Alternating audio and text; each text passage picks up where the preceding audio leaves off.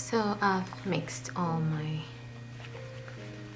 turmeric and my aloe vera gel together, so I'll just add my fragrancy oil,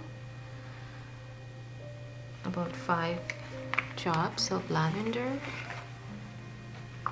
and vitamin E oil.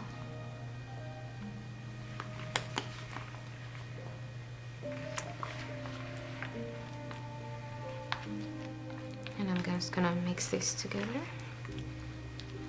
and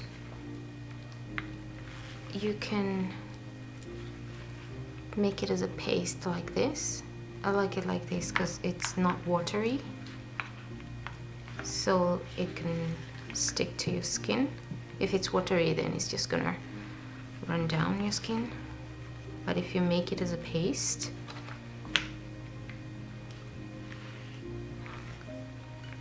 then it's perfect. So this is our turmeric face mask.